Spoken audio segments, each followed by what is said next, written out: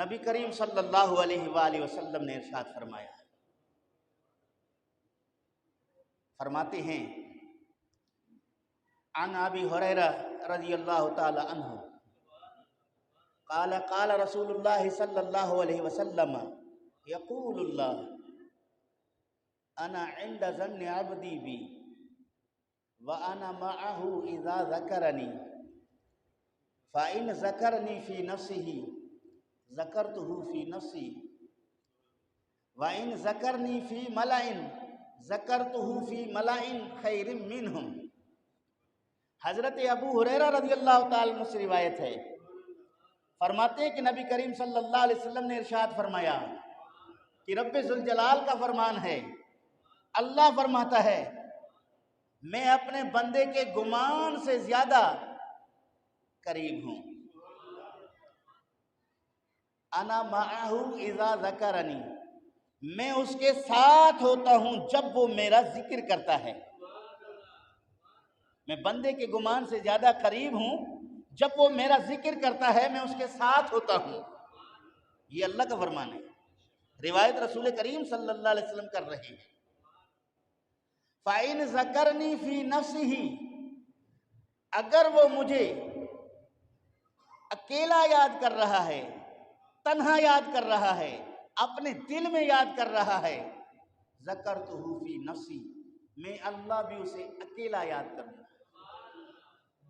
جب وہ مجھے اکیلا یاد کرتا ہے، مسجد کے کسی کونے میں بیٹھ کر، گھر کے کسی کونے میں بیٹھ کر، کسی چٹان پہاڑی میں بیٹھ کر، کسی غار میں بیٹھ کر، کسی صحرا میدان میں بیٹھ کر وہ اللہ رب العالمین کے ذکر میں مشغول ہو جاتا ہے، اللہ رب العالمین فرماتا ہے کہ میں بھی اس بندے کے ذکر میں مشغول ہو جاتا ہوں۔ یہاں بندہ کہتا ہے اللہ اللہ، وہاں سے جواب ملتا ہے یا عبدی یا عبدی۔ بندہ اللہ رب العالمین کا ذکر کرتا ہے معبود سمجھ کر، رب ذوالجلال اپنے بندے کے ذکر کو قبول فرما کر اسے مقام عبدیت پر فائز فرما کر اسے یاد کرتا ہے۔ وَإِنْ ذَكَرْنِي فِي مَلَئٍ، اگر وہ مجھے کسی مجمع میں یاد کرتا ہے، کسی جماعت میں یاد کرتا ہے، کسی جلسے میں یاد کرتا ہے، کسی ٹولہ گروپ میں یاد کرتا ہے، رب ذوالجلال فرماتا ہے ذَكَرْتُهُ فِي مَلَئٍ خَيْرٍ مِّنْهُمْ، میں بھی اسے بہترین جماعت میں یاد کرتا ہوں۔ جس جماعت میں اللہ رب العالمین فرماتا ہے میں اپنے بندے کو یاد کرتا ہوں، وہ بندہ جس جماعت میں مجھے یاد کر رہا ہے، میری جماعت اس سے بہتر ہے۔ محدثین فرماتے ہیں کہ اس میں فرشتے ہیں جو اللہ رب العالمین کی نافرمانی نہیں کرتے، فرشتے ہیں جو عام انسانوں سے ان کا مقام اور مرتبہ بلند ہے، وہ اللہ رب العالمین نے ان کو نور سے تخلیق فرمایا ہے، رب ذوالجلال کی رحمتوں کا فرشتوں کے اوپر نزول ہے، وہ فرشتے رب ذوالجلال کے مقرب ہیں، ان کی جماعت میں اللہ رب العالمین اپنے بندے کو یاد کرتا ہے، یقیناً وہ جماعت بندے کی جماعت سے بہتر ہے۔ فرمایا کہ اس کے بعد فرماتا ہے وَإِن تَقَرَّبَ إِلَيَّ شِبْرًا تَقَرَّبْتُ إِلَيْهِ ذِرَاعًا، اگر میرا بندہ میری طرف ایک قدم بڑھتا ہے،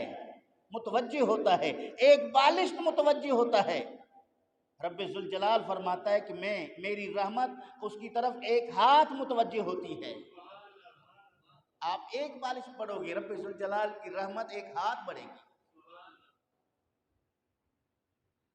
فرمایا وَإِن تَقَرَّبَ إِلَيَّ ذِرَاعًا، اگر وہ ایک ہاتھ میری طرف بڑھتا ہے، تَقَرَّبْتُ إِلَيْهِ بَاعًا، میں اس کے